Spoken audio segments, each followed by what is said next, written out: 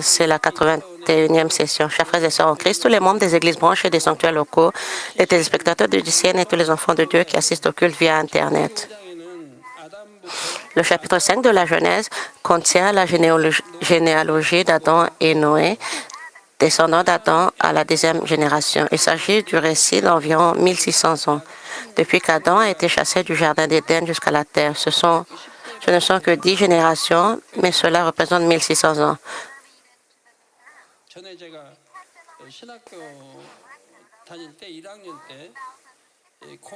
Au séminaire, j'avais un camarade dont le nom de famille était Gong.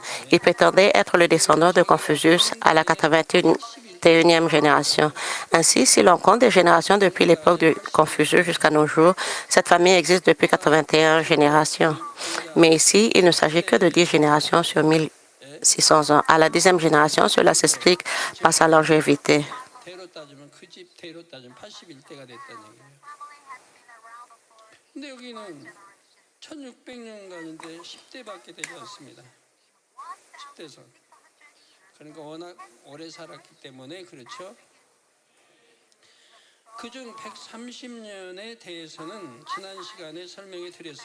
La dernière fois, nous avons parlé d'environ 130 ans. Cette fois-ci, nous allons examiner l'histoire qui a suivi. Le texte relate les âges auxquels les 10 personnes d'Adam à Noé ont eu des enfants et combien de temps ils ont vécu. Ces événements, remontant à plus de 4000 ans, sont consignés avec une telle précision dans la Bible. Cela témoigne de la précision avec laquelle la Bible dit la vérité. Aucun autre pays au monde ne possède un corpus historique aussi précis, surtout pour une période aussi ancienne que 4000 ans. Rien qu'en regardant ceci, vous devrez comprendre la véracité de la Bible, la véracité des récits bibliques. Nous pouvons également saisir le déroulement des 6000 ans d'histoire de la culture humaine.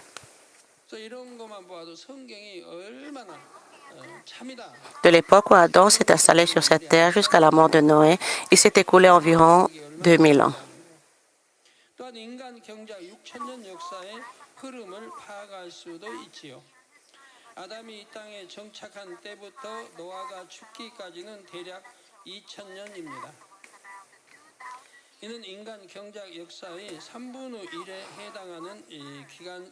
Cette période représente un tiers de l'histoire de la culture humaine.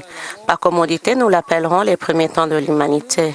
Aucun livre au monde ne contient de récits aussi détaillés de cette période. Pourtant, la Bible conserve des récits clairs et précis. En écoutant les récits de la vie des personnes qui ont vécu à cette époque, gardez à l'esprit que la Bible est vraie. Chers frères et sœurs en Christ, si nous calculons l'espérance de vie moyenne des 9 autres hommes mentionnés dans le texte, Enoch exclu, elle est d'environ 912 ans. Cela signifie que la durée de la vie moyenne des 9 autres, Enoch exclu, est de 912 ans. Enoch a été exclu car il n'est pas mort sur terre, mais il a été appelé à Dieu vivant à l'âge de 365 ans. Enoch est mort trop jeune. Nous l'avons donc soustrait de la moyenne.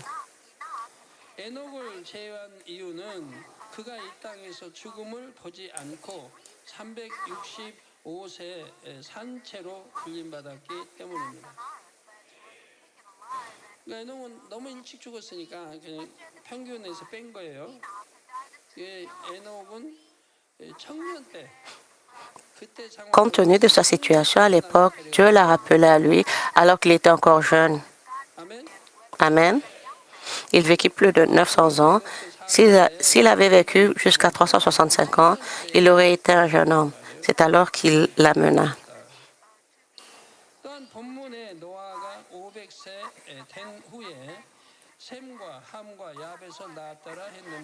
De plus, le verset dit, Noé, âgé de 500 ans, engendra Sem, Cham et Japheth.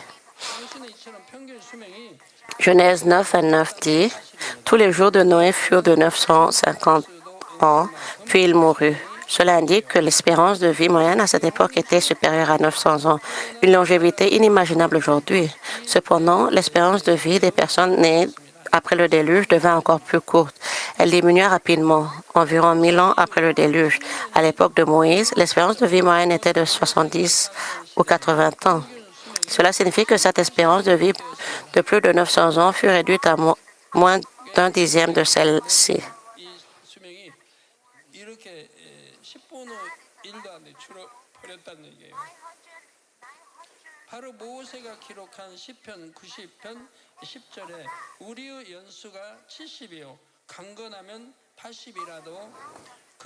Comme Moïse l'écrivait dans Psaume 90, 10, les jours de nos années s'élèvent à 70 ans, et pour les plus robustes à 80 ans.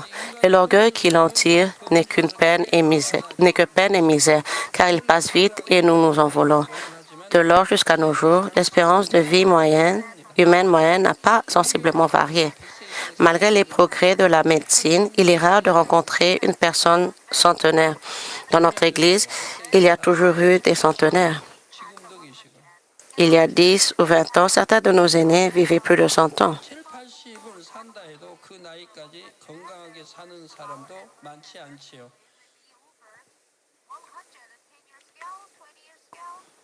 Il y a 10 ou 20 ans, certains de nos aînés vivaient plus de 100 ans. Même en atteignant 70 ou 80 ans, rares sont ceux qui restent en bonne santé. Alors pourquoi l'expérience de vie a-t-elle autant diminué après le déluge, contrairement au début de l'humanité?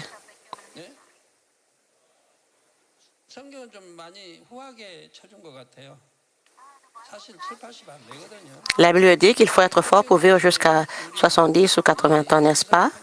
Ou pas? En réalité, on est loin du compte. Notre espérance de vie moyenne est bien inférieure à la moyenne mondiale. L'espérance de vie moyenne des Africains n'est pas si élevée.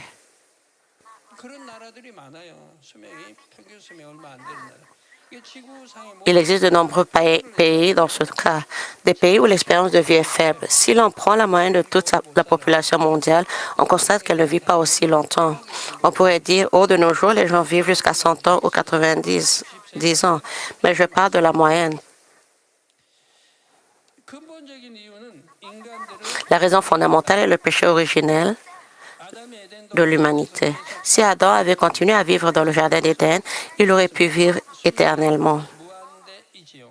Cependant, à cause de son péché de désobéissance, il fut banni sur terre et condamné à une vie limitée. Selon la loi spirituelle qui dit que car le salaire du péché, c'est la mort, Adam a vécu une vie limitée et a finalement connu la mort.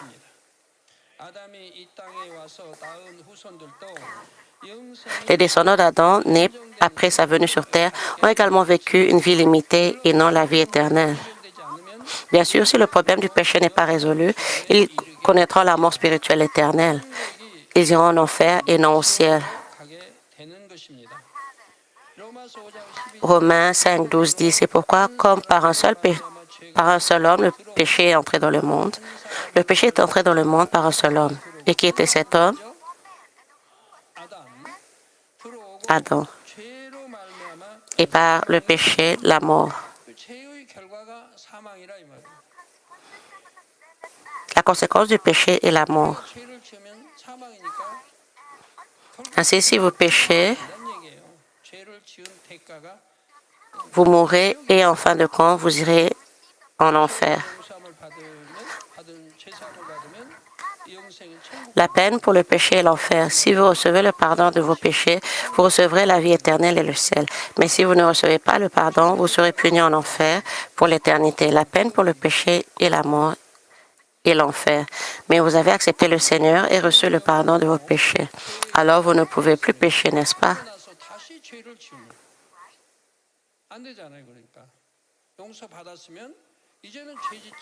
Si vous avez été pardonné, vous devrez cesser de pécher et devenir plus saint, à l'image du Seigneur.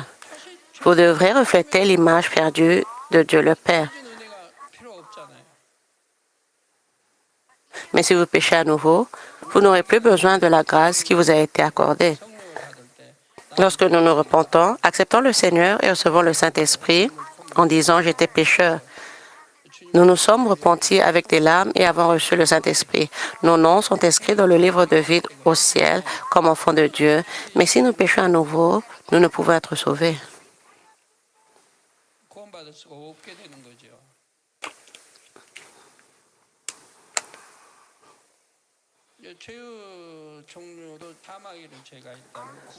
Ne faites-vous pas la distinction entre les différents types de péchés et le péché qui mène à la destruction? Le péché qui conduit à la mort n'est jamais pardonné. Commettre volontairement un péché en toute connaissance de cause équivaut à crucifier notre Seigneur qui a expié nos péchés. Il n'y a pas de pardon. Ce n'est pas la foi. Dire je crois est un mensonge.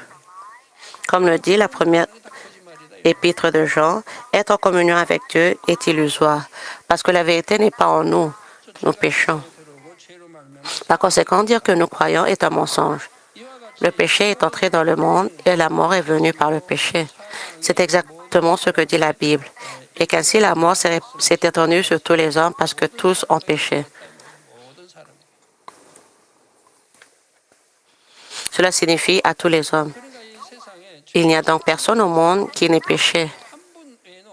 Depuis la création du monde, nul n'est né sans péché. Notre Seigneur, cependant, n'a ni péché originel, ni péché auto-infligé. Il a été connu par le Saint-Esprit. Il a été conçu par le Saint-Esprit et par conséquent, il n'a ni péché originel, ni péché auto-infligé. Puisqu'il a vécu selon la loi de Dieu, il n'a ni péché commis par lui-même, ni péché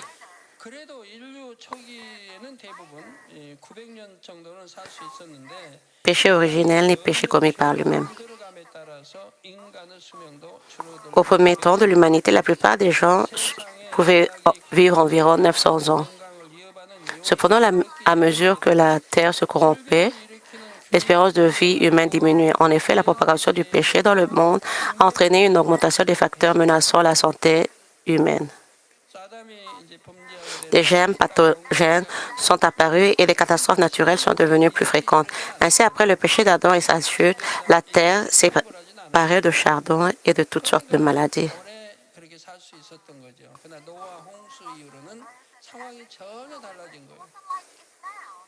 Cependant, la situation était différente d'aujourd'hui. Les maladies et autres fléaux n'étaient pas aussi répandus. C'est pourquoi les hommes pouvaient vivre aussi longtemps. Mais après le déluge, la situation était complètement différente.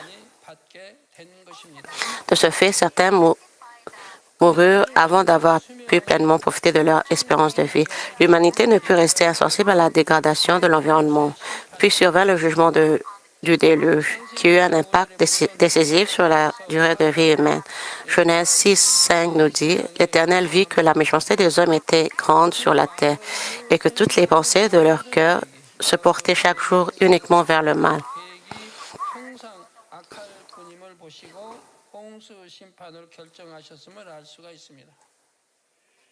Aux yeux de Dieu, les pensées du cœur humain étaient profondément mauvaises. On ne trouvait aucune personne bonne.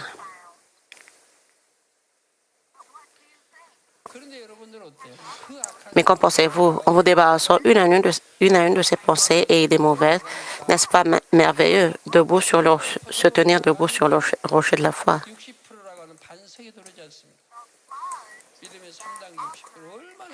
Le déluge qui s'est produit à cette époque a submergé la Terre pendant plusieurs jours. De ce fait, l'environnement terrestre a subi des changements considérables. Parmi ceux-ci, l'atmosphère a connu des modifications importantes. Sa capacité à bloquer ou filtrer les éléments nocifs de la lumière solaire était affaiblie. Naturellement, cela a exposé les populations à des environnements plus nocifs. La Terre elle-même a également subi des changements importants. Les lois naturelles ont commencé à se dérégler, entraînant une augmentation de la fréquence des catastrophes naturelles et des phénomènes météorologiques extrêmes. Par conséquent, le corps humain est devenu plus stressé et le vieillissement s'est accéléré.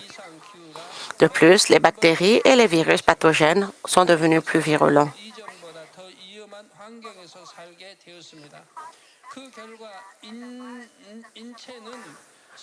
Des facteurs menaçant ou raccourcissant l'espérance de vie humaine sont apparus en de nombreux endroits. L'effet combiné de tous ces facteurs a entraîné une forte diminution de l'espérance de vie humaine après le déluge. Cependant, il est important de comprendre que les facteurs génétiques jouent également un rôle dans les différences d'espérance de vie.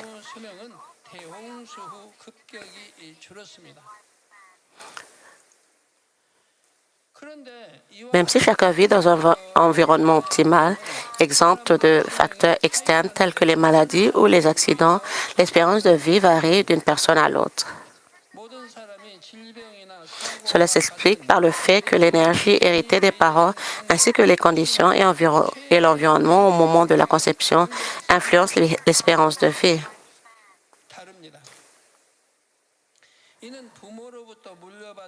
L'environnement à la conception est différent pour chaque individu. Si vous avez une sœur aînée, par exemple, née 2 ans plus tôt, les environnements d'il y a 2 ans et d'1 an sont différents.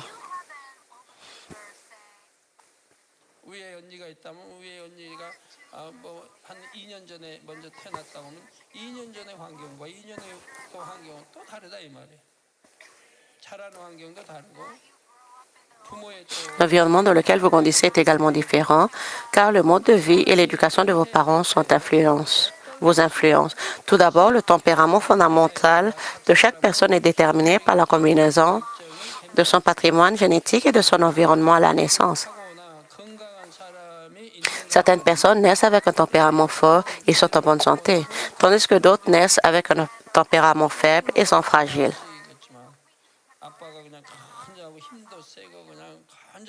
Eh bien, comme vous le savez tous, si le père est en bonne santé, fort et tout simplement en bonne santé, l'enfant ne naîtrait-il pas de la même façon? Il en va de même pour l'intelligence. Certains sont intelligents, d'autres moins. Il y a là une part d'inné. La personnalité peut aussi être influencée par la combinaison du patrimoine génétique des parents et de l'environnement auquel le fœtus a été exposé. Dieu n'a pas favorisé certains individus en les rendant intelligents et en bonne santé, ni détesté d'autres en les rendant faibles. Dieu a établi les principes de la conception et a donné aux humains la semence nécessaire pour concevoir, mais il n'a pas déterminé le résultat de la conception. Certaines personnes en veulent à Dieu. Elles ne croient même pas vraiment et pourtant elles le blâment. Elles disent, « Pourquoi m'as-tu fait ainsi? Pourquoi ne m'as-tu pas fait plus beau? » Elles reprochent à Dieu sans raison. Mais ce n'est pas ainsi que Dieu a agi. Il a créé le spermatozoïde, l'ovule et la semence pour la naissance. Mais ce n'est pas lui qui a déterminé le résultat.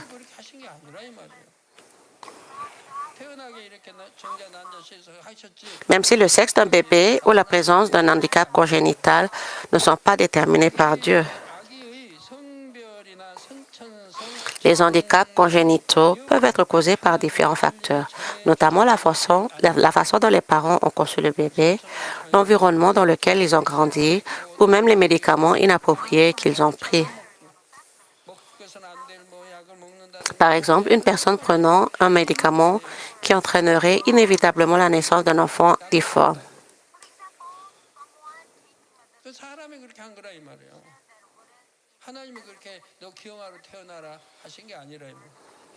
Dieu n'a pas dit, vous devriez naître difforme, mais c'est pourtant ce que je veux dire. Cependant, de telles situations existent. Ceux qui aiment et servent Dieu fidèlement, qui ne pêchent pas, qui prient avec ferveur et qui sont fidèles, ceux qui naissent ainsi. Dieu œuvre pour changer les circonstances de leur naissance, même celles où leur naissance était inévitable. Pourquoi? Parce que comme prévu dans la Bible, Dieu écoute ceux qu'il aime.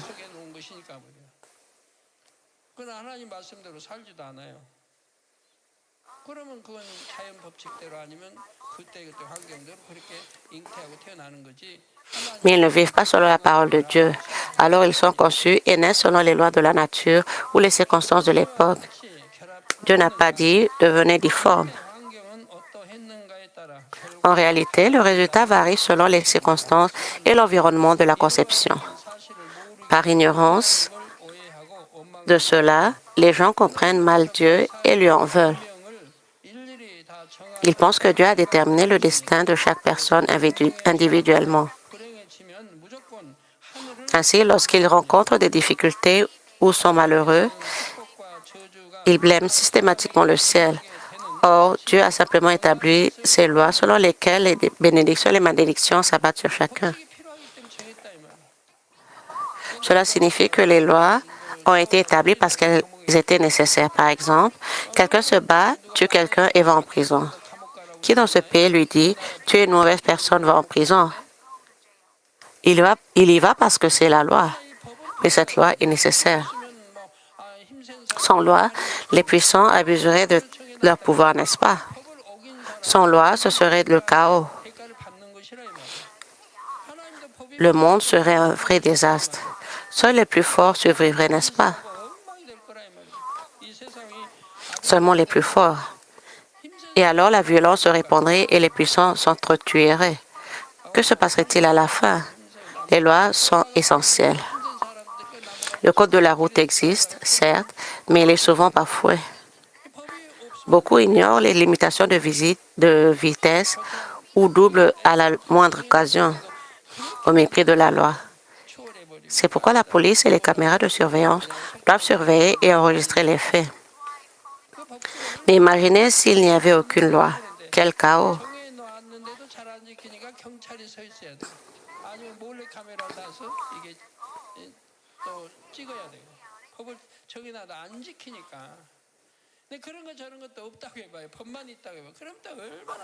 Bien sûr,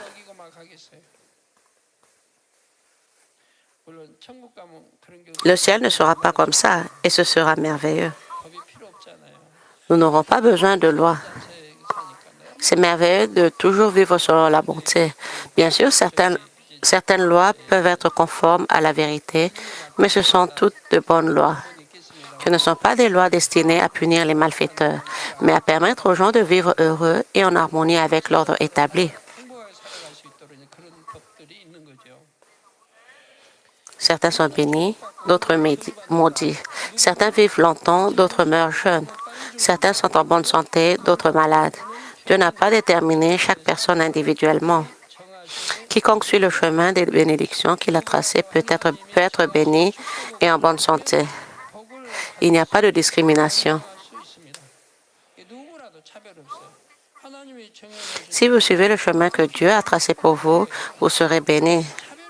C'est la même chose pour tous. La Bible nous enseigne comment vivre sainement, comment être en bonne santé et à l'abri de la maladie. Si nous vivons ainsi, nous serons en bonne santé. Il n'y a pas de discrimination. Quiconque suit le chemin que Dieu a tracé pour lui peut être béni et en bonne santé.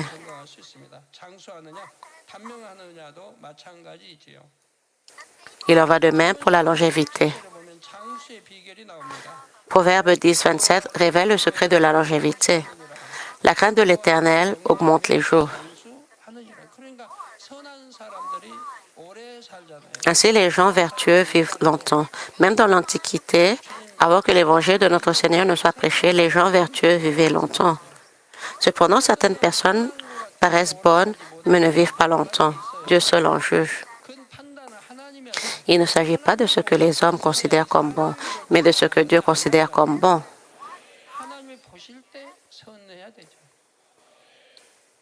Par exemple, le roi Sejong devint rapidement aveugle. Il en était lui-même responsable. Pourquoi? Il travaille en secret à la lueur des lanternes, à la création du Hangul, la langue coréenne. Il travaille ainsi pendant de nombreuses années.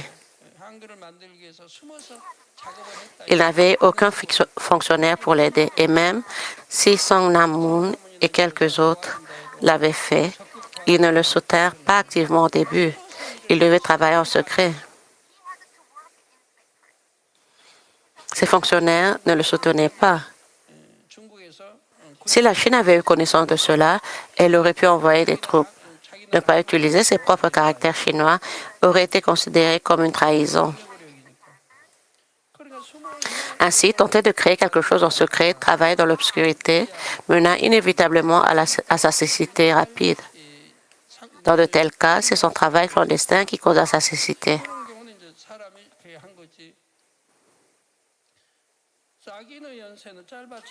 Mais les années des méchants sont abrégées. La suite de Proverbe 10, 27. Ecclésiaste 8, 13 dit aussi, « Mais le bonheur n'est pas pour le méchant, et ne prolongera point ses jours, pas plus que l'homme, parce qu'il n'a pas de la crainte devant Dieu. » Job l'exprime comme si Dieu bénissait simplement ces personnes, tandis que les justes seraient maudits. Mais ceci n'est pas la parole de Dieu. Les méchants ne vivent pas jusqu'à la fin de leur vie naturelle, mais ceux qui craignent Dieu peuvent vivre longtemps. Ceux qui craignent Dieu haïssent le mal, s'efforcent de se débarrasser de toute forme de mal et mènent une vie vertueuse. Ils vivent selon la volonté bonne, agréable et parfaite de Dieu. J'espère que tous les croyants se souviennent que Dieu le Père aime et se réjouit en de tels enfants, les comblant de bénédictions.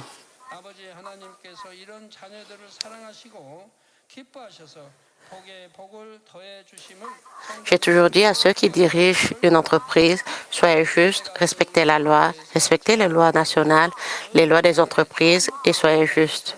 Ne désobéissez pas à la parole de Dieu, alors Dieu vous bénira. Ne troublez pas la paix. J'ai toujours insisté sur ce point.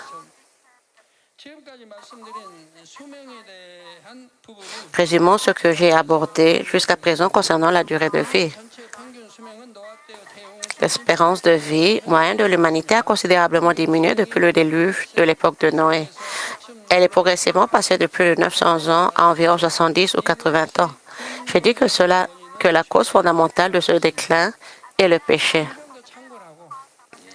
Les maladies se propagent rapidement et les cieux et la terre sont recouverts puis submergés par les eaux. Imaginez le chaos. Les maladies et autres fléaux se répandent rapidement. Les gens deviennent alors profondément mauvais. Ils basculent du jour au lendemain dans le mal. Par ailleurs, j'ai mentionné l'existence de facteurs innés qui influencent sur la durée de vie.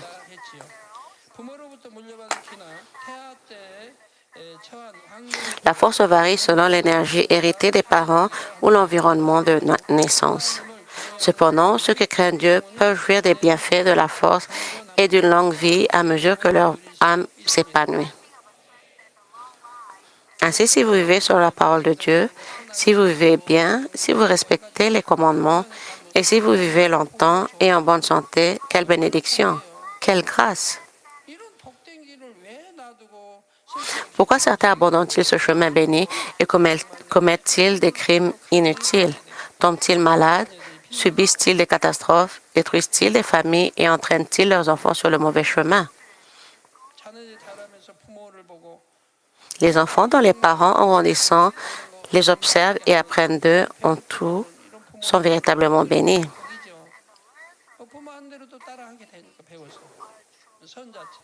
Ils apprennent en suivant leurs parents, la bonté incarnée.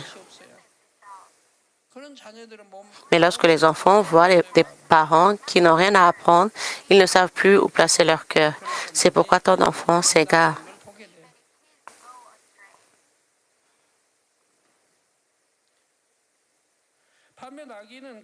D'un autre côté, la plupart des méchants ne vivent même pas leur vie entière. Cela montre que non seulement l'espérance de vie moyenne de l'humanité dans son ensemble, mais aussi l'espérance de vie individuelle sont affectées par le péché. À quel point les gens perçoivent-ils le temps autrefois? Percevaient-ils le temps autrefois lorsque l'espérance de vie moyenne dépassait 900 ans? Comparé à aujourd'hui, en ces temps de la fin, le temps vous a-t-il paru s'écouler plus vite ou plus lentement?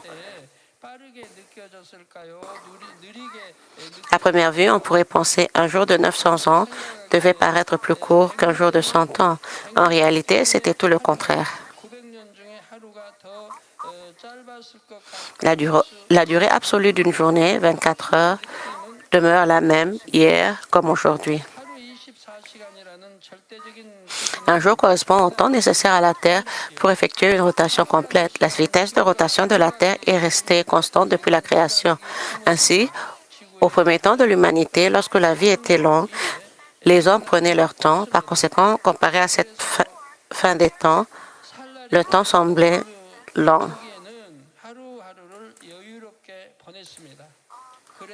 À l'inverse, à mesure que la vie du monde que la fin du monde approche, le temps semble s'écouler de plus en plus vite. En réalité, le temps ne s'est pas accéléré, mais on a l'impression qu'il passe vraiment vite. Aujourd'hui, beaucoup vivent sous la pression du temps. Avec des modes de vie de plus en plus diversifiés et complexes, nous sommes constamment occupés. Rapidement, nous passons à l'âge mûr, puis à la vieillesse, et enfin aux dernières années de notre vie. Si le temps qui s'écoule reste le même, la vitesse relative varie selon que nous ayons encore beaucoup ou peu de jours à vivre. Chers frères et sœurs en Christ, lorsque l'espérance de vie moyenne a dépassé 900 ans, non seulement le temps a semblé s'écouler plus lentement, mais le développement humain aussi. Le développement humain peut être globalement divisé en 5 phases: la petite enfance, l'enfance, l'adolescence, l'âge adulte et la vieillesse.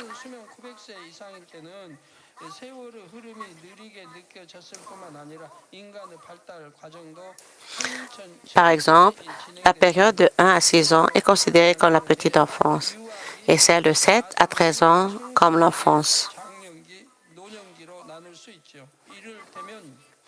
C'est ainsi que nous catégorisons le développement humain en fonction de l'âge, alors que l'espérance de vie moyenne est inférieure à 100 ans. Alors, comment était la vie à une époque où l'espérance de vie moyenne dépassait 900 ans?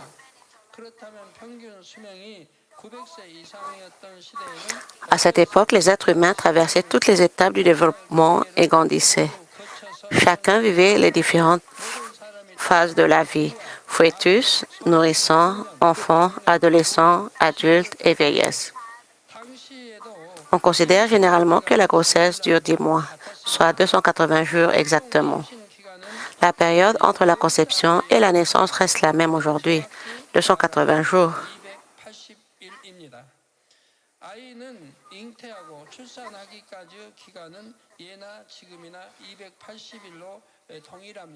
Cependant, les étapes du développement postnatal étaient différentes. Chaque étape était légèrement plus longue qu'aujourd'hui. Par exemple, la petite enfance, l'enfance et l'adolescence étaient un peu plus longues qu'aujourd'hui. L'adolescence en particulier était beaucoup plus longue. Ainsi, une personne qui semble être un garçon, selon les critères actuels, était encore un enfant à son époque. De même, une personne qui semble être un jeune homme, selon les critères actuels, était peut-être encore un garçon à son époque.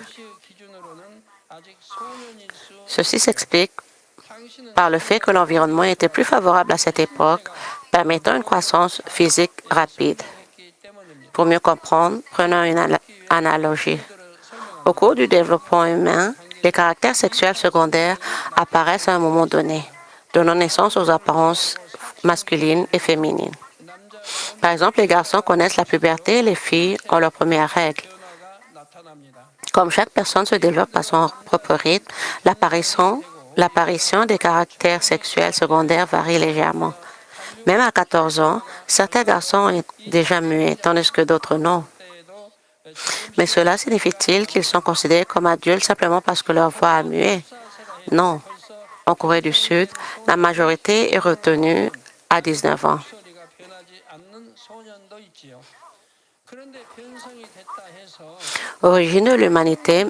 À l'origine de l'humanité, même à 30 ans, à l'apparence d'un adulte, on était encore considéré comme un adolescent.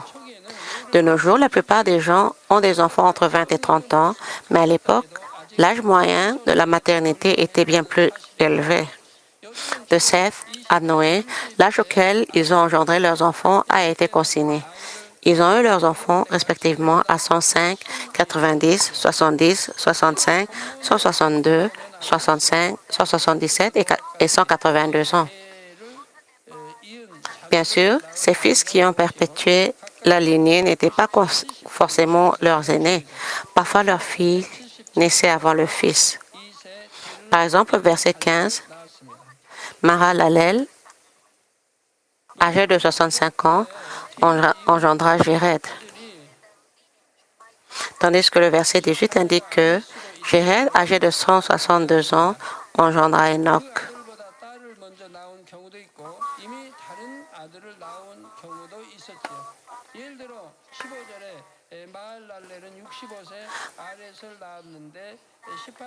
Mahalalel et Jéred eurent des enfants avec un écart d'âge plus de 2 fois supérieur à la moyenne.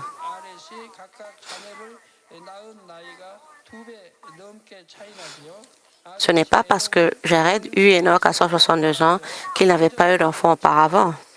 Cependant, parmi ses enfants, Enoch, né à 162 ans, fut choisi pour assurer la descendance.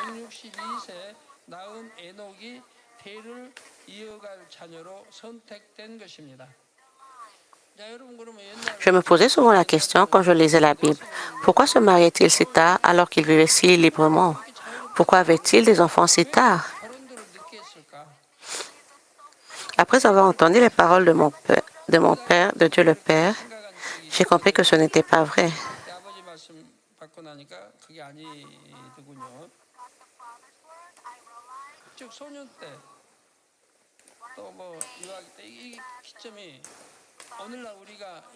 Ce que je veux dire, c'est que le point de départ de l'enfance et de la petite enfance est différent d'aujourd'hui.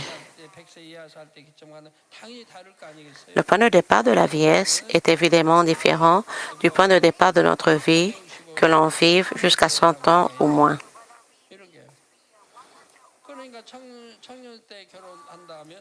À propos de la jeunesse, j'ai dit que même si Enoch avait vécu 365 ans, il serait encore jeune. Aujourd'hui, les jeunes se marient dès la vingtaine, mais à l'époque, les jeunes de 20 ans étaient différents de ceux d'aujourd'hui. L'âge du mariage était donc naturellement beaucoup plus tardif et variait d'une personne à l'autre. Par conséquent, ils avaient des enfants plus tard et à des âges différents.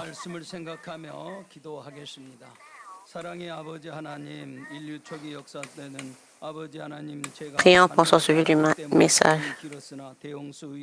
아버지 수명이 짧아졌다고 말씀했습니다. 우리가 더 빛 가운데 성 가운데 살아서 더욱더 하나님 선하게 살면 건강하게도 오래 장수할 수 있다고 말씀하셨습니다. 무엇보다도 더 빛으로 영으로 들어가며 성 가운데 하나님을 더욱 사랑하는 자녀들로 나와지게 하시고 우리 모든 만민들이 더 빛으로 영으로 들어가는 축복으로 함께해 주시옵소서. 모든 것 감사드리옵고 우리 주 예수 그리스도 이름으로 기도하옵나이다. 아멘. Ainsi prie au nom de notre Seigneur Jésus-Christ. Amen. Nous allons recevoir la prière du pasteur émérite pour les malades. Posez vos mains sur vos parties malades et vos parties faibles. Et si vous n'êtes pas malade, posez vos mains sur votre torse pour recevoir la prière avec foi. Alléluia, Dieu Tout-Puissant, notre bien-aimé Père. S'il te plaît, impose tes mains sur tous les croyants qui reçoivent cette prière maintenant. Montre tes œuvres qui transcendent le temps et l'espace à ceux qui reçoivent cette prière via GCN, Internet et la télévision par satellite dans les églises branches et les sanctuaires locaux, ainsi qu'à tous les autres enfants de Dieu dans le monde. Donne-leur la foi pour croire de tout leur cœur. Chasse les pensées négatives et les doutes et chasse tous les tests et épreuves. De la tête aux pieds, tous les entrailles, articulations, nerfs, tissus et cellules, quelle que soit la partie malade, brûle avec le feu du Saint-Esprit et la lumière originelle. Au nom de Jésus-Christ, je commande à l'ennemi, le diable et Satan, que toutes les maladies, germes et virus et infirmités disparaissent, que la lumière soit. S'il te plaît, brûle toutes leurs maladies terminales et incurables avec le feu du Saint-Esprit. Chasse toutes les maladies endémiques, dont la malaria, le paludisme. Toutes les maladies contagieuses, y compris le rhume, la grippe et la fièvre, disparaissaient. Protège-les de toutes sortes de germes et de virus. Guéris-les de toutes sortes de cancers, de l'estomac, du poumon, du foie, du sein, de l'utérus et de l'intestin. Le sida, la leucémie, l'apoplexie cérébrale, l'hypertension et l'hypotension artérielle, le diabète, les problèmes de thyroïde, les maladies cardiaques, pulmonaires et maladies de femmes, ainsi que toutes les inflammations disparaissaient. Guéris-les de la polio, des maladies vasculaires cérébraux, de l'arthrite et des hernies discales, maux de dos, maux de tête, névralgie et toute autre douleur disparaissait. Épilepsie, autisme, dépression, névrose et autres maladies mentales disparaissaient. Toutes sortes de paralysies, soyez déliés, levez-vous et marchez et sautez. Que les yeux puissent bien voir, que les oreilles puissent bien entendre, que les aveugles voient, les sourds entendent et les muets parlent. Guéris-les des séquelles de toutes sortes d'accidents.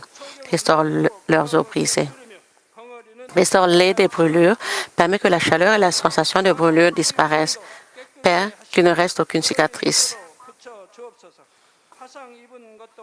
Soyez purifiés de toutes sortes de dépendances à la drogue, d'empoisonnement et de toxicomanie. Permets que les nerfs, tissus et cellules morts soient régénérés. Redonne vie aux morts. Donne-leur la bénédiction de la conception. Recevez la bénédiction de la conception. Au nom de Jésus-Christ, je commande à éliminer le diable et Satan, au maître de la puissance de l'air, aux forces maléfiques des lieux célestes et à leurs serviteurs, disparaissez. Disparaissez, esprit mauvais, impur, de fausseté et trompeur, esprit de séparation et toutes les forces des ténèbres. Délie les liens des ténèbres, ténèbres disparaissez. Que la lumière soit. Dieu le Père, donne-leur la force de se crier dans la prière et la puissance de se débarrasser des péchés et de se sanctifier. Comme leurs âmes prospèrent, que tout aille bien pour eux et que leur famille soit évangélisée. Protège-les de toutes sortes d'accidents et de catastrophes tout au long de cette semaine et bénis-les pour qu'ils mènent une vie prospère sans aucun problème. Avec le feu ardent du Saint-Esprit, de l'armée céleste et des anges, et avec tes yeux ardents, protège tous tes enfants, leurs familles, leur lieu de travail et leur commerce. Donne aux étudiants la sagesse et la compréhension et donne-leur l'enthousiasme et la ferveur pour étudier ardemment. S'il te plaît, garde leur cœur et leurs pensées des choses du monde et permets qu'ils puissent aimer Dieu avec plus de ferveur. Que tes enfants mangent, boivent ou quoi qu'ils fassent, permets qu'ils puissent le faire en vivant une vie qui te glorifie, Dieu le Père. Qu'ils soient capables de témoigner du Dieu vivant en disant « J'ai rencontré, expérimenté Dieu et j'ai reçu ses réponses et ses bénédictions. » Dieu notre Père, merci. Sois glorifié toi seul. Au nom de notre Seigneur Jésus-Christ, je prie. Amen.